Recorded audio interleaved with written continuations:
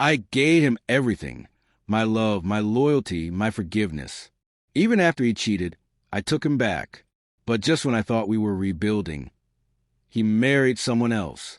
And that's when I stopped crying and started rewriting my story. You won't believe how this ends. This is not just a story of betrayal. It's a story of revenge, healing, and a woman who rose from the ashes. Before we dive into this story, don't forget to subscribe, like, share, and turn on the notification bell for more stories that hits this deep. Let's begin. I met Jason Miller on a rainy Thursday evening. I was standing under a leaking bus stop shelter, hugging my sweater tightly as a cold wind brushed against my face. My umbrella had broken early that day, and my phone battery had just died. Everything felt wrong until he offered me his umbrella with a smile that could melt glass. "Looks like your day's going as badly as mine," he said, grinning. I looked up at him. Tall, broad shoulders, kind eyes, with short dark hair soaked from rain. I managed a weak laugh. "You have no idea," I replied. He stood with me until his bus came, and before he left, he scribbled his number on a receipt and handed it to me. "Text me when you're safe. I'm Jason." I smiled for the first time that day. "Emma, thanks." And just like that, it began. 6 months later, we were in love. At least I thought we were. Jason worked in sales and had recently lost his job due to company downsizing. He said he was trying to figure things out, so I offered to help him with his resume and even lent him some money when rent got tight. He called me his angel. I believed him. He moved in with me 2 months after we started dating. It felt fast, but he convinced me it was meant to be. "Emma, I've never felt this way before," he whispered one night, his fingers tracing my cheek. "You're everything I've ever wanted." I was 28 and had spent most of my adult life putting others first. I'd been through heartbreaks before, but Jason felt different. He was attentive, sweet, and affectionate.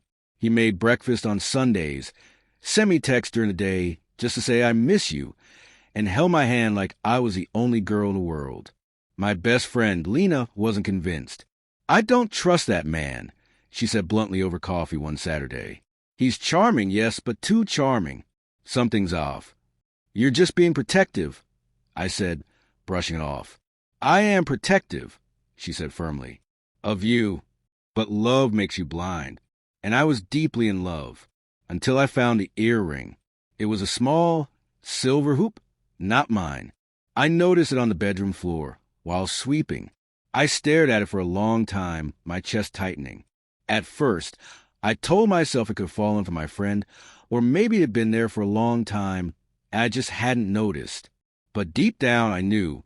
The truth hit me harder when I opened Jason's laptop to search for a recipe. His Gmail was open. I didn't intend to snoop, but something stopped me from closing it. And there it was, an email titled, "Last Night Was Crazy," from someone named Sasha. I clicked on it. "I can't stop thinking about how you kissed me in the elevator. You're so bad for still living with your girl, but I love the risk. When are we doing it again?" My stomach dropped. The world spun. My hands shook. My heart cracked in one clean break. I waited for him to come home that evening. I didn't cry. I didn't scream. I just sat on the couch, holding the silver earring in my palm like a piece of my broken soul. He walked in like nothing happened. "Hey, babe, what's for dinner?" I looked up at him calmly. "Whose earring is this?" He froze. Silence stretched between us like a wall. He tried to speak, but nothing came out. His eyes shifted from the earring to my face. "Emma, I can explain." "Please do."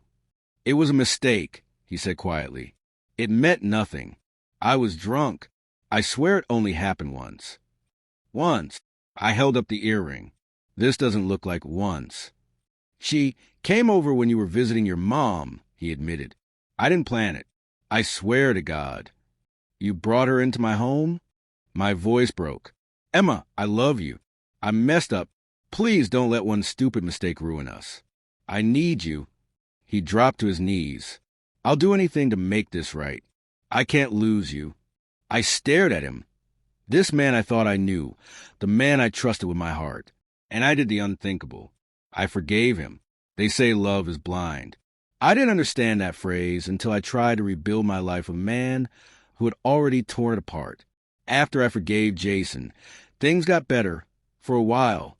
He apologized every day, left me notes on the fridge, flowers on my pillow, even brought home takeaway from my favorite Thai restaurant.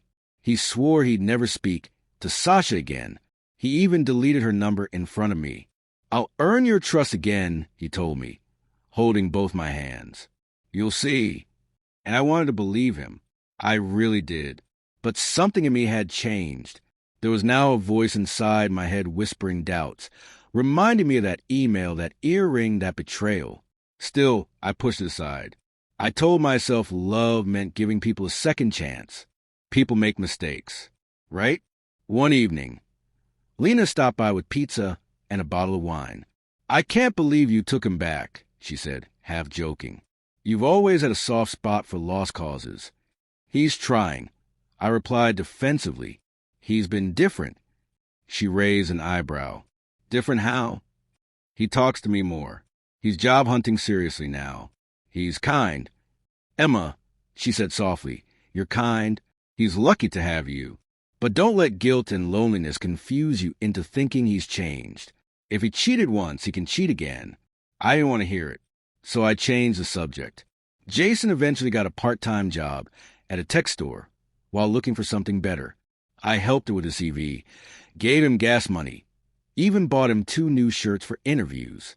He called me his ride or die. "I don't know where I'd be without you," he said one night, pulling me into a hug. But things slowly began to shift again. He stopped calling me during the day. He started coming home later, claiming extra shifts. He changed his phone password. I asked once, "Why did you change your lock code?" He shrugged. "Privacy. Everyone deserves a little space."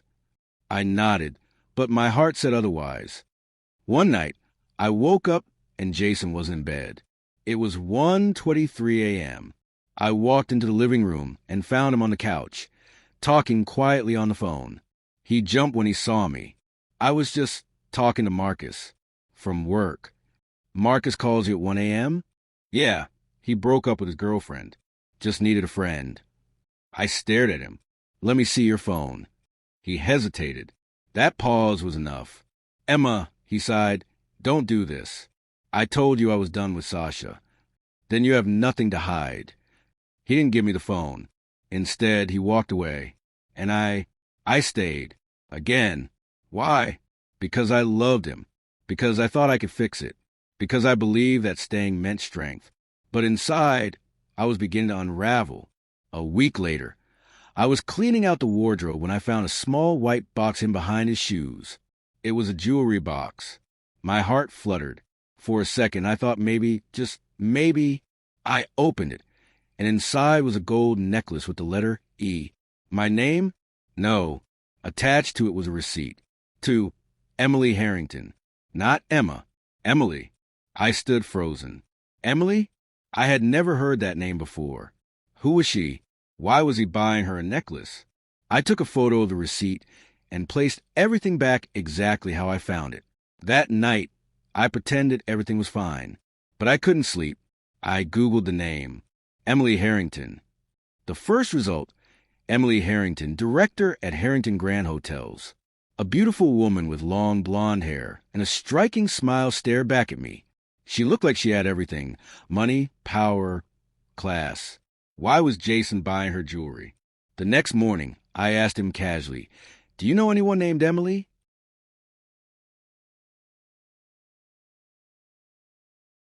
He blinked. No. Why? No reason. He lied, right to my face. That was the moment I realized I wasn't crazy. He was playing me, and I had let him. But I wasn't ready to walk away. Not yet. I needed proof. I needed the truth. Because deep down, I already knew Jason had never really come back to me. He was never mine to begin with. For the next few weeks, I lived like a ghost in my own home. Jason went on with life like nothing was wrong, smiling, texting, going to work. But I was watching. Every movement, every excuse, every missed call made me more suspicious. I stopped talking to Lena about it. I was ashamed. I had taken him back after the first betrayal, and now, here I was again, pretending things were fine when I knew they weren't. One evening, Jason came home looking happy. "Guess what, babe?" he said, dropping his keys on the kitchen counter. "I got invited to a networking event this weekend. Big opportunity. Business owners, tech managers. It's at the Oakwood Hotel." "That's great," I said, forcing a smile. "I'll probably be out late. Might even stay the night if things run late," he added, pouring himself a drink. I nodded slowly. "Do you want to come with you?" He laughed. "It's not that kind of event, Emma. It's strictly professionals. Besides, it'll be boring." I didn't say anything. He was lying. I could feel it. That night, I sat on the bathroom floor after he fell asleep. I held my phone in my hand, staring at the photo of the receipt I'd taken, the necklace, the name, Emily Harrington. Something wasn't right. I needed answers. I waited until Friday. That morning, Jason packed a small overnight bag and kissed me goodbye. "Love you," he said. "Love you too," I whispered. My voice cracked. When he left, I grabbed my bag, called in sick to work, and booked a taxi. Destination? Oakwood Hotel. The lobby of Oakwood Hotel smelled of fresh lilies and expensive perfume. I sat in the cafe across the street, staring through the window. At 5:45 p.m., I saw him. Jason. He walked in wearing the suit I had bought him for his last job interview. But he wasn't alone. He was holding hands with a tall, blonde woman in a red dress. Emily. My stomach turned. They looked like a couple in love, smiling, laughing, walking close. Jason leaned in and kissed her cheek before the hotel doors closed behind them. My body felt like it was on fire. I wanted to run and scream, cry, but I didn't. Instead, I snapped a photo. Then I left. That night, Jason texted me. "Still in meetings. Might crash here. Love you. Good night." I stared at my phone. "Love you?" He was probably lying in bed with her as he sent that. I didn't reply. I turned off my phone. And I cried. I cried harder than I had the night I found that email. Because this time, he wasn't cheating with just anyone. He was cheating with someone he cared about. Someone he was serious about. Someone he was building a future with. And I was just the cushion, the support system, the backup plan. The next few days were unbearable. Jason came back the next morning, humming to himself. "How was the event?" I asked, watching him put his bag down. "Great. Met a few people. Might lead to something solid." "Who was Emily?" I asked calmly. He froze. "Who?" "Emily Harrington." He looked confused for a second, then quickly masked it. "Oh, she's just one of the sponsors. We didn't even talk much." I stared at him, dead in the eyes. "I saw you, Jason. I was there. I saw you holding her hand." His face dropped. "You followed me?" I needed to know the truth. He rubbed his face with both hands. "Emma, it's not what you think." "Then tell me. What is it?" He looked around, like searching for a good excuse. "Emily and I have been talking for a while. She's helping me get back on my feet." I laughed bitterly. "By sleeping with you?" He looked ashamed. "It started as networking. I didn't plan it. She has connections, money. She wants to invest in me. And I don't." I snapped. "I've supported you for over a year. I paid your bills, bought your clothes, edited your resume. I didn't mean to hurt you," he whispered. Emily's world is different. It's not like us. Not like us." I repeated, shaking. "You mean she's richer? Is that what you mean?" He didn't answer. I felt sick. I stepped back, away from him. "I gave you everything," I said, tears burning my eyes. "And you gave it all to someone else." He didn't chase after me. He just stood there, silent. That silence hurt more than anything. Lena came over that night. I told her everything. The necklace, the hotel, the lie. She held my hand. "You need to leave him, Em, for real this time." "I know," I whispered, but my heart wasn't ready yet. A few days later, I was at work when I got a call from a number I didn't recognize. "Hi, is this Emma Carter?" "Yes." This is Valerie from Grand Palms Event Center. You're listed as an emergency contact for Jason Miller. I frowned. Yes. I just want to confirm. Will you be attending the wedding this Saturday? My heart stopped. Wedding? Yes, she said cheerfully. Jason and Emily Harrington's wedding. You're on the RSVP list, but haven't confirmed. I didn't speak. I couldn't speak. Ma'am.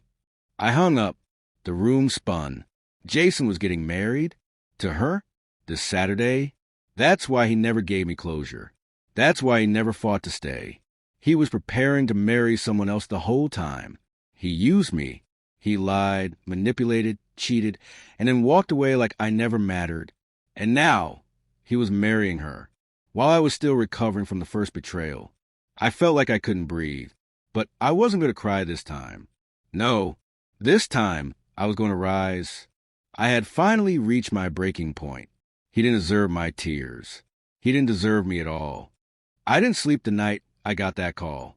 I sat on my bed, staring at the wall as the truth soaked in. Jason was getting married in 2 days.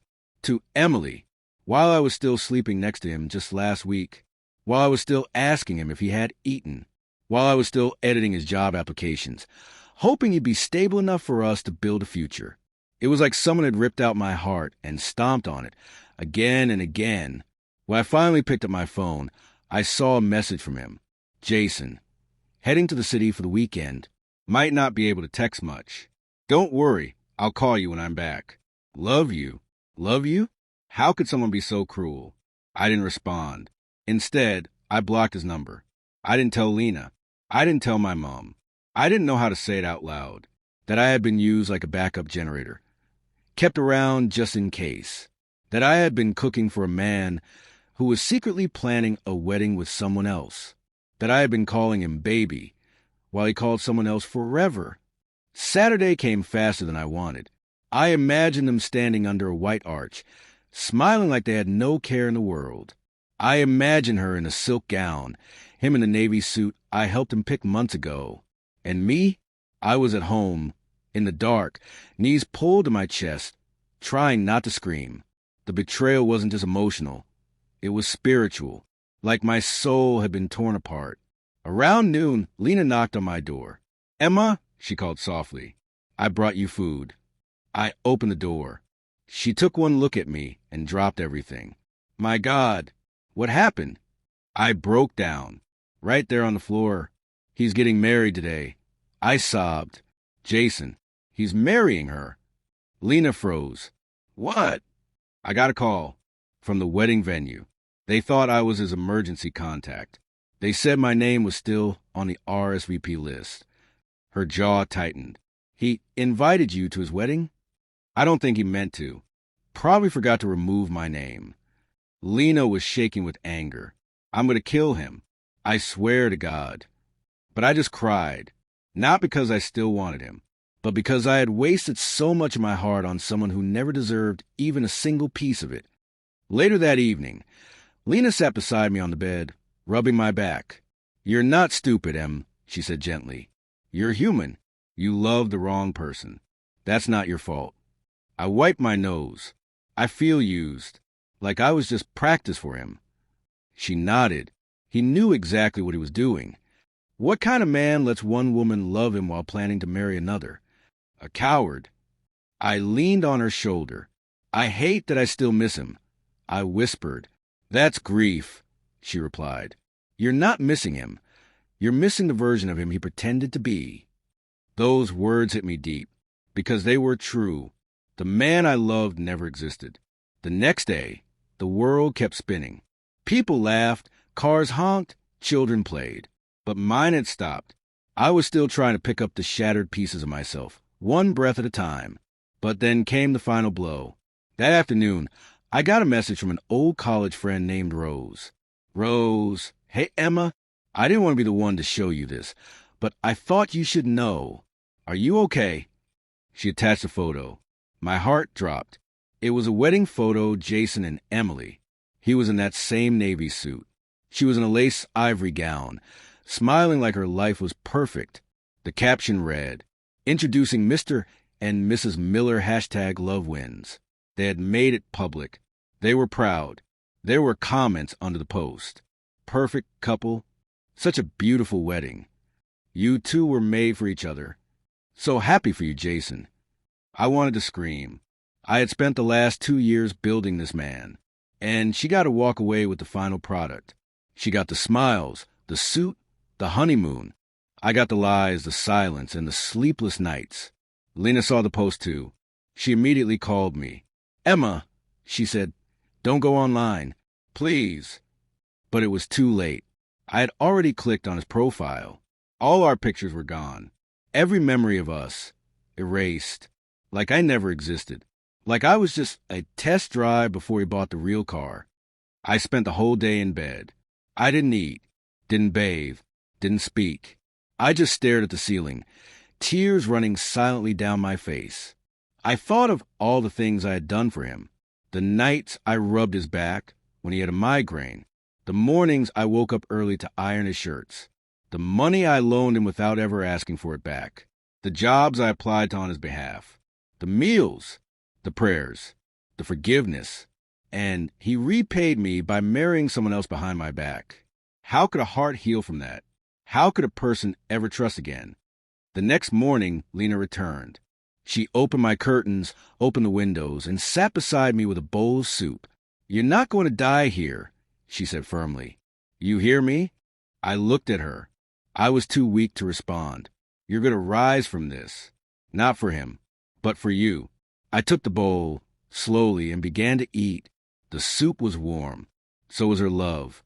That night, I pulled out an old notebook I hadn't touched in years. On the first page, I wrote, "Day 1. I don't know how I'm going to survive this, but I will." And just like that, my healing began. Not because I wanted revenge, but because I wanted my life back. Because he had taken enough.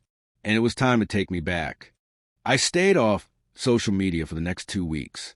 I didn't want to see any more wedding pictures. I didn't want to read one more comment from people saying how happy Jason looked. What about my happiness? What about the time I spent loving a man who was already planning a future with someone else? But even offline, the pain followed me. Everything reminded me of him. The cereal brand we used to share. The candle scent he once picked. The old hoodie he left on the chair. One evening, I opened the top drawer of my room and saw a photo of us from 2 years ago. Jason and I at the beach, smiling like we had no worries in the world. I stared at it for a long time. Then, with shaky hands, I lit a match and dropped it into the sink along with the picture. The photo curled and blackened. The flames took its smile, its lies, its false promises. Tears streamed down my face. But as the last edge turned to ash, something inside me shifted. It was time to bury the old me. The Emma who begged for love. The Emma who forgave betrayal to avoid being alone. The Emma who held on to a man who had already let go of her. She was gone, and in her place, a new woman would rise. The next morning, I did something I hadn't done in weeks. I got out of bed before 8 a.m. I washed my hair, brushed my teeth, looked in the mirror. I still looked tired. My eyes were still red and puffy. But for the first time, I saw something else behind those eyes. Fire. Lena came over later that day and found me in the kitchen. "You're up?" she said, surprised. "And cooking." I smiled softly. "I think I'm ready to try." She walked over and hugged me tight. "I'm proud of you, Em." I nodded. "It still hurts." "It will, but you're moving, and that's something." That night, I started writing again. I'd always loved journaling. But this time, instead of writing about Jason, I wrote about me, about the things I'd learned, the signs I had ignored, the strength I didn't know I had. I wrote until my wrist hurt. Then I opened a new Instagram page. I called at the girl who walked away. I posted a picture of a torn wedding invite with the caption, "I was almost a wife, but I became the woman who walked away. Welcome to my healing." I didn't expect anyone to care, but in 24 hours, the page had over 2,000 followers. Messages began pouring in from women all over the world. "I needed this. Your pain feels like mine. Thank you for speaking what I couldn't say. I wasn't alone. And neither were they. Weeks turned into months. I started therapy. Every Tuesday at 10 a.m., I sat with Dr. Hannah, an older woman with kind eyes and a gentle voice. She didn't judge me. She didn't rush me. She just listened. One day, I said something that surprised even me. "I don't hate him anymore," I said quietly. Dr. Hannah looked up. "Why not?" "Because he gave me the worst version of love, and it showed me what I never want again." She smiled. "That's growth." I also started running. At first, it was just to clear my head. But the more I ran, the stronger I felt. Lighter, freer. I changed my wardrobe, cut my hair, joined a women's group. Lena cheered me on every step of the way. "You're glowing," she said one day. I smiled. "It's peace." My Instagram page kept growing. In just 3 months, it passed 50,000 followers. People were drawn to my honesty, my pain, my healing. I started posting voice notes, sharing journal entries, opening up about my journey. One of my posts went viral. "He married someone else, but I married myself. I chose me, and it's the best decision I've ever made." That post changed everything. Soon, I got a DM from a podcast producer. "Hi, Emma. Would you be interested in turning your story into a podcast series?" I blinked at my phone. "A podcast? Me?" I told Lena, and she screamed. "Yes, do it. People need to hear this." So I said yes. And just like that, The Girl Who Walked Away became a podcast. Every week, I shared a new piece of story. Episode 1, the day I found the earring. Episode 2, the email that changed everything. Episode 3, he married her, but I buried myself first. Listeners flooded in. Women sent voice notes, crying. Men sent apologies for what they had done to past partners. Brands reached out.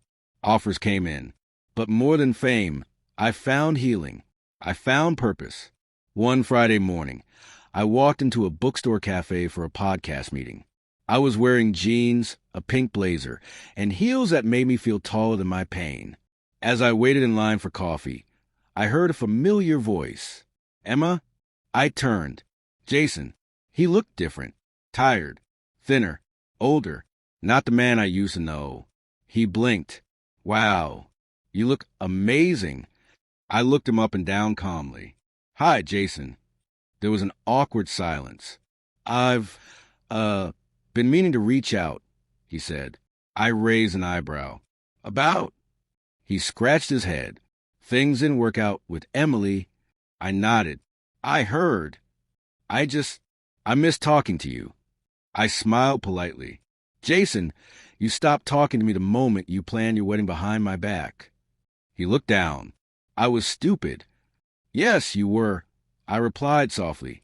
"But I wasn't. I was kind, and I deserve more." He looked up again. "I still think about you." "That's unfortunate," I said, stepping forward, "because I don't think about you anymore." And with that, I walked away. He didn't follow, because this time I didn't look back. After seeing Jason at the bookstore cafe, I felt nothing. Not sadness, not anger, not regret, just peace. For the first time in a long time, I realized he no longer had power over me. I had healed. I had grown. And I wasn't the same woman who begged him to love her. I was someone new, someone stronger. The podcast was now gaining serious attention. I had over 200,000 followers across platforms. My DMs were full of people asking questions, sharing stories, and thanking me for being brave. One day, I got a call from a local TV station. "Hi, Emma. We'd love to feature you in a segment about women rebuilding after betrayal." I agreed. The segment aired on a Tuesday evening. By Thursday, I was trending. That's when the emails started rolling in from publishers. And that's when the name Jason Miller popped up in my inbox again. It was a message from a new account. No profile picture. Just text. "Jason, I saw your interview.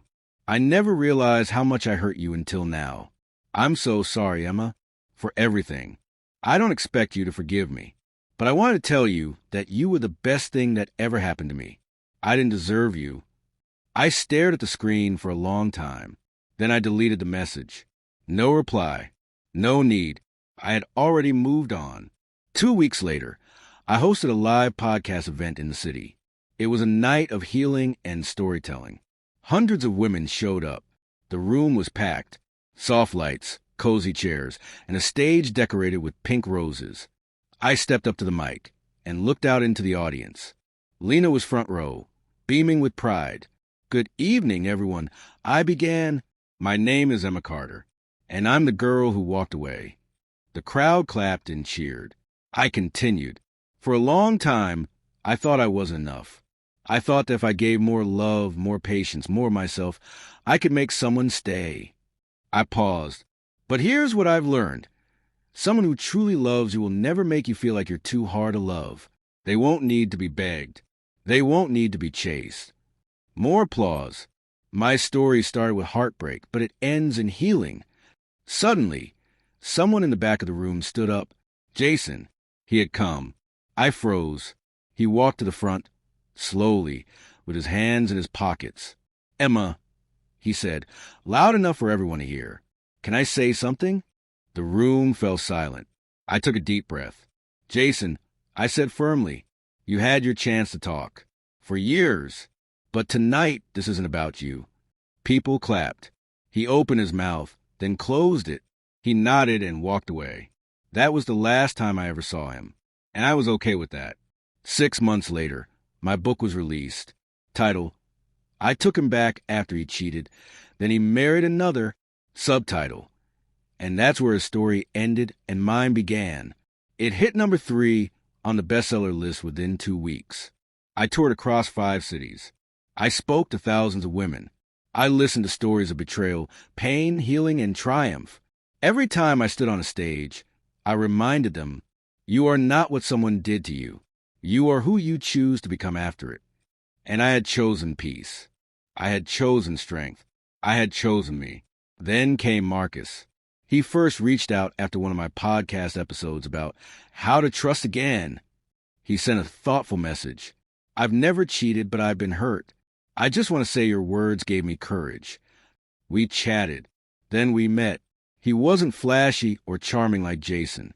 He was gentle, honest, quiet in the way that felt safe. He never rushed me. He never pressured me. He just listened. We became friends. Then something more. One evening, we sat at the park under a full moon.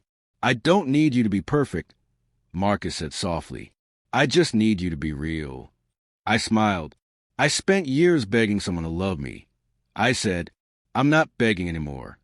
"You'll never have to," he replied. And I believed him. 1 year later, I stood in front of a mirror in a white dress.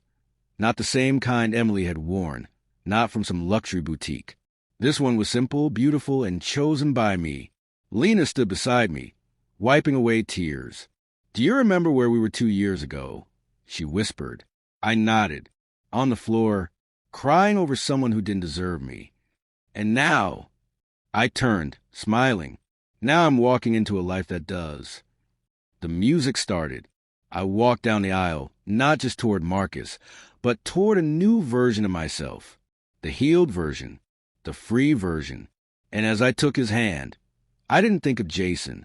Not once. Because this chapter wasn't about revenge. It was about redemption. In my vows, I said, "Thank you for loving the version of me that rebuilt from ashes, the one that fought to find herself again.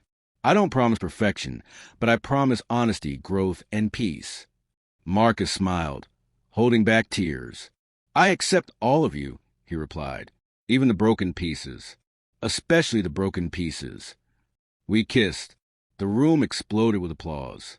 And just like that, the girl who was once betrayed at the deepest level became the woman who chose herself, and then found someone who chose her too. If this story touched your heart or reminded you of your own strength, don't forget to like, comment, and subscribe. Share this with someone who needs to hear that heartbreak isn't the end. Sometimes it's the beginning of something more beautiful. More real stories, more healing, more power, right here every week. Thanks for watching. See you in the next one.